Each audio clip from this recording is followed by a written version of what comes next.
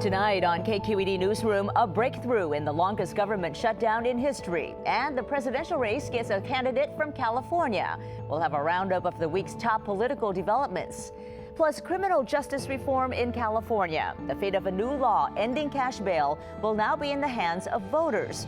And it's been 1 year since legal recreational pot sales started in the Golden State. We'll hear why the nation's largest cannabis market still has a long way to go. Hello and welcome to KQED Newsroom. I'm Thuy Vu. We begin with a compromise at last for the partial government shutdown. Earlier today, President Trump agreed to end the longest government shutdown in U.S. history. Over the next 21 days, I expect that both Democrats and Republicans will operate in good faith. This is an opportunity for all parties to work together for the benefit of our whole beautiful, wonderful nation. The deal would reopen the federal government for 3 weeks, giving congressional lawmakers time to negotiate a plan on border security. The 5-week-long shutdown had furloughed 800,000 federal employees or forced them to work without pay. Pressure had been mounting on President Trump and Senate Majority Leader Mitch McConnell to end the shutdown as concerns mounted over its effects on federal workers and the nation's security. Joining me now to discuss all of this are President of Democracy in Color and founder of She the People, Amy Allison, political senior writer Carla Marinucci, and GOP political consultant Sean Walsh. Welcome to you all. So this was a bit of a surprise today, right? I mean, the announcement ending the shutdown happened. It was remarkable given that he had said he wouldn't cave in as recently as yesterday, and now he's backing down. He gave no explanation for it today. Why do you think he did this, Carla? Well, the president, who has described himself as one of the world's great deal makers, got schooled, is what happened. He found out from the mother of 5 and grandmother of 9, Nancy Pelosi, that making a deal on Capitol Hill is not the same as making a deal in his reality show, with his reality show cast. I mean, this is a skill set that he does not have, and she basically body slammed him this week, not just on the shutdown deal, going back to the State of the Union, where he insisted he was going to give it. And she said, talk to the hand. I'm in charge here. So still no clear date on if or when he'll give the State of the Union address. She made it very clear, we're going to come up to a mutually agreeable date. And I think she basically said today, look, it's the people that work, the federal workers that are the main issue here, 800,000 of them. Trump came away with nothing this week, a shutdown that cost $1.3 billion a day, 35 days, and we come back to the deal that he turned down in the beginning. But here's the thing, there's blood in the water now. We had a president who had really acted like he was king with unchecked power, and now he's facing a very skilled politician who has a support of a unified party, and she really knows the turf. She's been in politics a long time. And he's floundering around. And he, for the last couple of years, has been pulling people into a name, mudslinging, name calling, catch as catch can type of governance, if you can call it that. But it's a new day, so it feels good.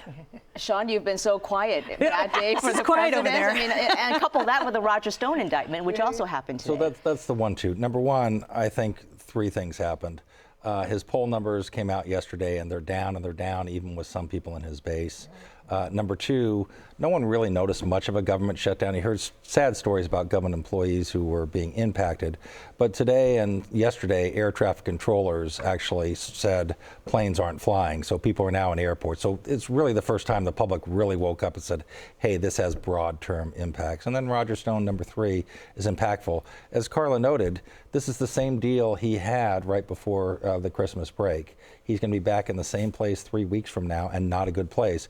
Quite frankly, I'm surprised he didn't pull the trigger and just say he's going to use his executive power and then fund it just out of his own executive authority and then fight it out with the courts. But so on that note, what are the chances that he'll get any kind of border wall deal within the next 3 weeks? He won't.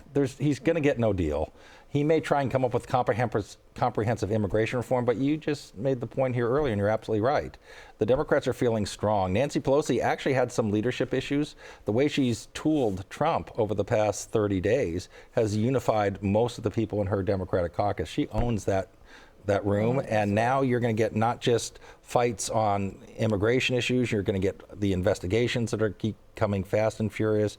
You watch Deutsche Bank. I'm telling you, that is a major, major future issue for Donald Trump, and that's going to be coming up in the Congress. I mean, I do think that when you talk about border security, the Democrats are going to go there.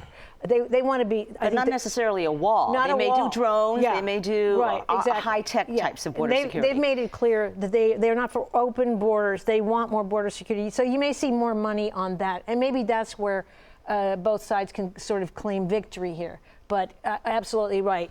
She has all the strength behind her right now. So, Amy, how do you think Nancy Pelosi, if she even is inclined to do so, what kind of deal could she cut that leaves both sides being able to say, I got a little bit of something? Well, I know we're talking about Democrats and Republicans at both sides, but let's focus on the Democratic Party. I want to just take a moment to remind Nancy Pelosi supporters, she was skillful in checking the president and refusing to make a deal that was bad for the country. But she needs to keep the rest of her party happy. And here in California and across the country, we had massive wins on the promise that we're going to have humane immigration reform. A deal on the Democratic side that has anything to do with inhumane treatment of migrants and some of the same policies that were happening on the border, giving ICE expanded power in these kind of human rights abuses without a path for DACA and other recipients is not going to fly with the base of the party. Well, on that note, though, I mean, they're further cracking down on the border today, right? We've got a situation that border officers are now making asylum seekers stay in Mexico while waiting for their cases to be adjudicated. It used to be they could enter the U.S. and wait here in this country. So we have a lot of we have to tell the truth to ourselves as the Democratic Party needs to be a real alternative to what the Republicans have been offering for the last couple of years in terms of immigration.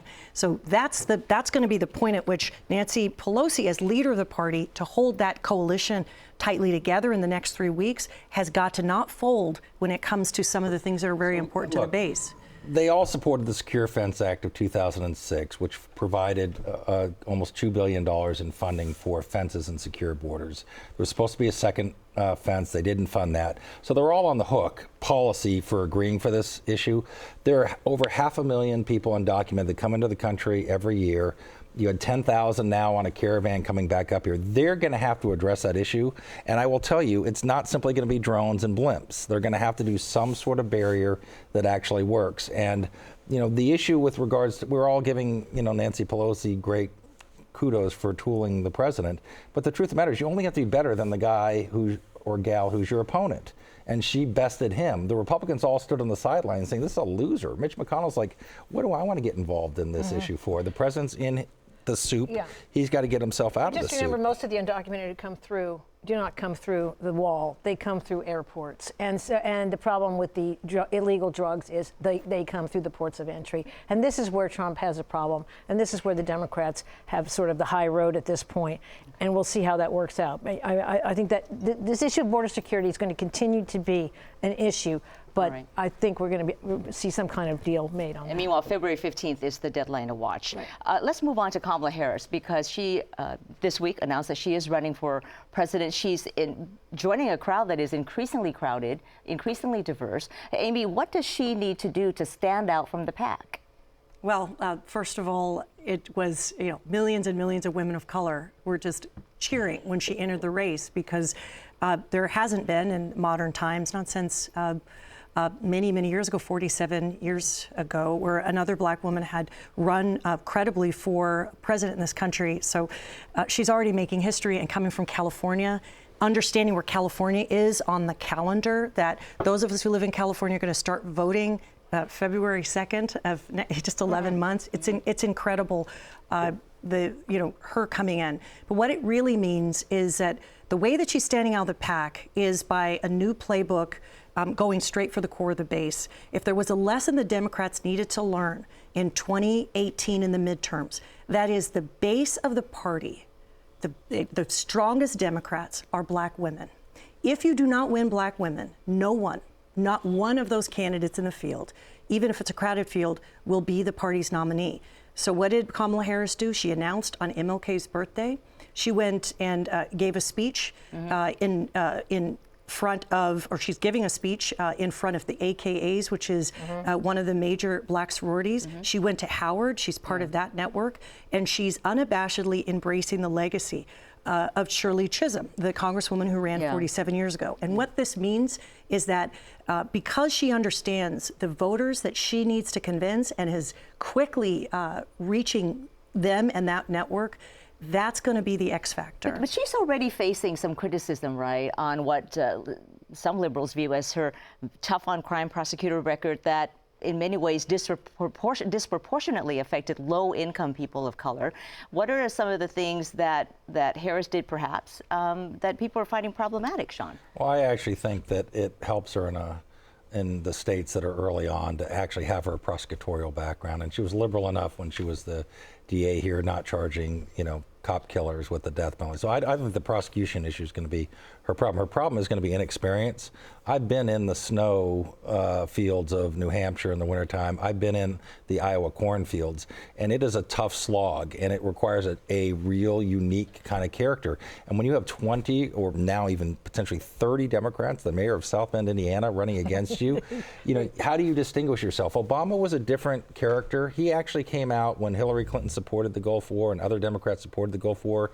He was the anti-person. He came out against that. He then convinced, actually, it took a while to convince the African Americans of the party that he could actually win. But once he did that, he flipped everybody. But it was just Hillary head-to-head with Obama.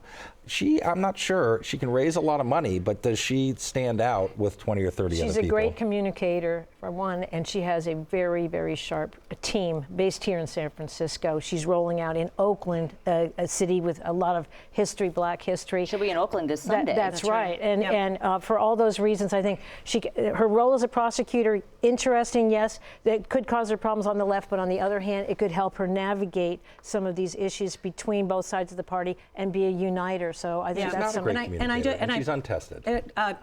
I just want to talk about an untested person that's currently in the White House. So after Trump, nobody gets to say anything about experience. This woman's a sitting senator, and she has as good a chance as any. We will have to leave it there. Amy Allison, Sean Walsh, and Carla Marinucci, thank you all. Thank you. We turn now to criminal justice reform. Last year, Governor Jerry Brown signed a bill that ended cash bail for criminal defendants. The practice is widely viewed as discriminatory, keeping low-income people behind bars before their trials simply because they can't afford to pay. But the new law is now being challenged by a 2020 ballot measure that seeks to overturn it. Also this week, Governor Gavin Newsom unveiled a plan to reform the state's youth prison system. He said it will help move children and teens away from a path to prison. Here now with a closer look are KQED politics and government reporter Marisa Lagos and Daniel McAleer, Executive Director of the Center on Juvenile and Criminal Justice based in San Francisco. Hello to you both. Hi, Tree. Hello. Well, let's start with bail reform. The new law is intended to base a person's release on risk and not on their ability to pay. But now that law is facing a challenge at the ballot box. So, Marisa, what are the main arguments against this law, and why has it created some really strange bedfellows in this whole process? Yeah, so I mean, I think that there's sort of two buckets here. There's the bail industry, which obviously opposes this law because they don't want to lose their business. But then there's also the surety companies, the huge insurance companies that back those bondsmen. And I think both sides have really put a lot of money into this referendum, which had the effect of putting this law on hold for another year. There's also civil rights groups that were concerned that it gives too much power to judges, and that, biases would still seep into that system. I think that the ACLU and others who walked away from the table and ended up opposing SB 10 are not super thrilled now that the bail industry is using their own words to run this referendum. Yeah, it's not every day that you see the ACLU and the bail industry in the same tent. But they're not really, and I think that we're going to see over the course of this campaign over the next year and a half that the cracks will emerge very quickly, and I don't know that you're going to see these civil rights groups actually line up next to the bail industry. And Dan, what are your concerns about judicial discretion and algorithms in determining who gets bail? Because the new law does provide for that. Yeah, so the way the new law will work, it's going to shift away from your ability to pay in order to be released pre-trial to risk, which is a much more sensible approach. So the way it'll work is when somebody gets arrested, they come through the door, they'll be assessed by either a pretrial services entity or a sheriff's department or probation department. And then they're put into 3 categories: low risk, medium risk, and high risk. The low risk should be released right away. The medium risk that'll be a question mark. There's going to be, one of the problems with the law is there's no uniformity right now. And so you're going to have 58 counties implementing this law in 58 different ways. And so for example, you'll have a lot of people who are detained in one county that wouldn't be detained in another county for the same offense, for the same act. So you have this patchwork quilt of the way that it will be rolled out. Right. Yeah. And the other problem I think that critics see is that these pretrial assessments are only as good as the data they have. And so we already know that the authors of the legislation have come back. They had promised this last year. They've already introduced a bill around collecting data as a way to sort of measure whether that data is fairly balanced. And, you know, I think what they would say is that we now have 2 years to work on this. Let's address some of the challenges and make it work. And the movement to end cash bail has been going on for a long time. And, you know, despite the ACLU stepping away from this and saying we don't support this current version of the bill, isn't having some movement on this better than, even if it's a flawed law, better than no movement at all? In my opinion, I think getting rid of the cash bail system was a good thing. It's inherently unfair because the release decision is based on one's ability to pay. And that has been the main critique for nearly 100 years. Actually, the cash bail system started here in San Francisco. 2 bartenders on Market Street actually started underwriting releases for their clients, their lawyer clients. I didn't know that. They want them to come back and it started here. right? Yeah. Yeah, so I think that, you know, this is something that the ACLU and the folks who ended up opposing it were worried about it, but I think people who stayed on would say don't make the perfect the enemy of the good. They did seize a political moment, and it's not clear if they had waited until this year and done it again if they would have gotten it through. Okay, and let's move on also to juvenile justice, because Governor Newsom announced a new plan this week to move control of the state's juvenile justice division away from corrections officials and put it under the control of Health and Human Services. And what is the governor hoping to accomplish by doing this, Marisa? So his idea is that if you sort of move it into a place that's based more on social services and through a lens of not criminal justice or corrections, that maybe you will serve these kids better. I think that there's a lot of details we're waiting to hear. Basically, all he said so far is we're going to move it. And so I think there's questions about what that means and whether, you know, it'll actually change anything or it's just basically a shuffling of the deck. And Dan, you've been working on juvenile justice reform for more than 30 years. What do you think of the governor's plan? So first of all, I applaud Governor Newsom for one of the first issues out of the box, out of the starting gate, was youth corrections. When was the last time a governor took that issue on? The problem with it is, historically, what we've done, what governors have done when they're faced with problems in the youth correction system, is they take the existing institutions and move them someplace else, under the belief that somehow that's going to change things. And the last time it happened, it was in 2005 when Governor Schwarzenegger did it and created the new Department of Corrections and Rehabilitation. Now, here we are in 2019, and we have the same problems manifesting themselves that existed back then. Why is that? If you take something away from the Corrections Department and move it to the agency, the Health and Human Services Agency, different staff, different culture perhaps, or not really? That's the problem. So you take the existing institutions with the existing staff and you move them over to just another entity with essentially an administrative umbrella. But you still have the same staff. You still have the same culture. And it's not just the culture with the staff, but it's also the culture with the kids that are there. I mean, these are violent institutions. A lot of these kids, they come from urban centers. They divide into gangs, and you've got all the gangs that exist on the street exist within the institutions. So then what should be done here, Dan? So my belief is the solution, and we're at a point now. We have enough institutional space now at the county level. Counties in the last 15 years have built new detention centers, which are high security institutions. And they're not at full capacity, so they have room. Most of them are at a third of capacity, but they're certainly less than half. They could absorb their entire population. I'll give you an example. Alameda County has a juvenile hall, 300 with a capacity of 367. They've got 94 kids in it today. They've got 24 kids at DJJ. They could take all those kids back. That's one unit in the juvenile hall. We could handle it at the local level. Just real quickly, Yes. About 15 seconds here, what you seem to be saying is that maybe just take all of this out of the hands of the state altogether, put it in the hands of the counties. And then have the state, and this has been recommended by the Little Hoover Commission, and then have the state act as the monitor to making sure that the counties are held to some standards of accountability. And also the governor now has created this new position, Surgeon General, first time ever, and he appointed Nadine Burke-Harris, a pediatrician from San Francisco. How do you think that might have an impact on juvenile justice? So I think that this appointment, especially of her in particular, whose research and work has been around childhood trauma and how that impacts kids around things like criminality and their sort of ability to thrive, to have someone like her in a position like that and to bring her along when he made this DJJ announcement, to me signals that Newsom may be looking at this a little bit more creatively and maybe is open to some of the things that Dan's talking about. I just think that everyone thinks Surgeon General, you think about, smoking and health and health care, but I think has a really prevention. Yeah, and she has a really interesting lens, and the fact that he's already folding her into this discussion, I think portends that potentially we might see something more creative there. Well, it's definitely an interesting move. Marisa Lagos and Dan McAleer, thank you so much. My pleasure. Now to California's cannabis industry. Legalizing recreational marijuana statewide was supposed to weaken the black market and give consumers added safety. But 1 year after the launch of recreational sales, those promises still seem far from reality. About $2.5 billion of legal cannabis was sold in California last year. That's $500 million less than the year before, when only medical marijuana was legal. Meanwhile, the state recently released its final set of rules for the cannabis industry. They include allowing pot deliveries anywhere statewide to consumers 21 and older. Joining me now to talk about this is David Downs, California Cannabis Bureau Chief for Leafly.com. David, always good to have you here. Thanks for having me, Twee.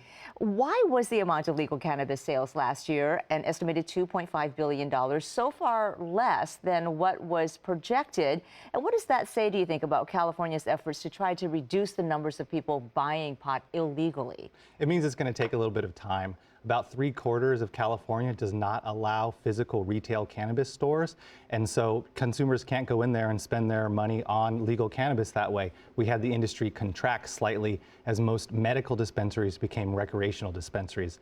And it's important to remember that other states that legalized at the same time as us made even less money than we did. For example, Maine didn't make $1. Nevada started before us, but we still eclipsed Nevada's earnings in year one because we're just so big. And proponents of legalization had promised that small producers would be protected, that they wouldn't be edged out by all the bigger companies that are coming along. 1 year later, has that promise come true? Not at all. Cannabis has run into larger forces in capitalism in general, where you need millions and millions of dollars to open up some of these stores. And that gets back to local licensing and the hoops you have to jump through to open a store. You know how hard it is to run a lemonade stand or a hairdresser. Imagine that times 1,000 to open a cannabis store. The cities and the state is beginning to look at ways to make it easier for small businesses, but they face just a broader reality in this economy.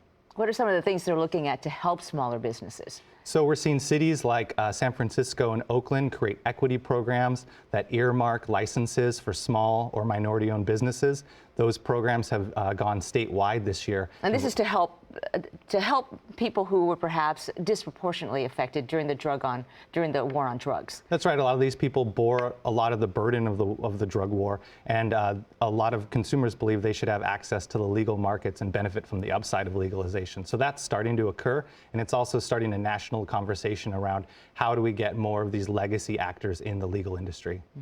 And California has a huge surplus of cannabis. The State Department of Food and Agriculture estimates that California produces more than 15 million pounds of cannabis, but consumes just 2.5 million pounds annually. Much of that is smuggled eastward. So when the surplus is that big, is it possible for legalization to entirely tame the black market? Over time, definitely. So the prices in the legal market are collapsing.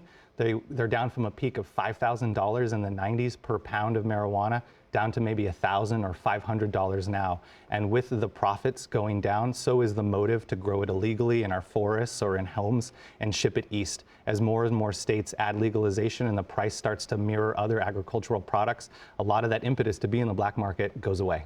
So is there a tipping point or a catalyst, do you think, that will get us to that point when the legal market starts overtaking the black market for cannabis? To a certain degree, it's already happened. Farmers are telling me that they lost their shirt last year in the black market, and they're having trouble continuing this year with prices as low as they already are. There's legislation pending in Washington, D.C. that might exempt states from the Controlled Substances Act and effectively end prohibition as we know it in America, and that promises to accelerate the price declines and the decline in motive to grow it illegally. And the state recently finalized its rules for cannabis companies. The companies that have been operating were doing so under temporary emergency ones. And one of the final rules, one of the more controversial ones, now allows marijuana deliveries to cities and counties, even those that have banned pot businesses. How will this affect the industry, and is it likely to face legal challenges? It could face legal challenges. There's opponents of statewide delivery, including police and cities who want to control what happens in their town. But again, if you want to undercut the black market, you want to provide access to Californians, especially those 75% of Californians that are in these ban towns. The final rules codify an existing reality, which is that these statewide deliverers can deliver into any city or county in the state. And the reality is that if statewide licensed, taxed, and regulated delivery is not an option, the black market will continue to be one. You can go on Instagram and Craigslist right now and order up cannabis, and consumers need a better option. Now that we do have legalization, what do you think are the big cannabis trends for 2019? We're going to see a variety of smaller, lower dose products come out. The cannabis flower buds that people are familiar with, the dried ones that people roll in joints, that's about the lowest common denominator in terms of modalities and formulations. We're seeing edibles that are precision dosed to 1, 2, 3, or 4 milligrams of THC, the main active ingredient in cannabis. So you can have an effect that's like one beer, where it might not affect you at all, and you might need to have 1 or 2 or 3 doses for you to even notice that. We're also seeing more specification in terms of the types of effects you're getting. So not only are you controlling how strong the effects are, but people are starting to dial in just pain relief and no euphoria, or just inflammation relief. We're even seeing particular cannabis products that decrease appetite instead of stimulate it. Very interesting. David Downs, California Cannabis Bureau Chief for Leafly.com. Always nice to have you here. Thanks for having me, Twee. And that will do it for us. As always, you can find more of our coverage at kqed.org/newsroom. I'm Twee Vu. Thank you for joining us.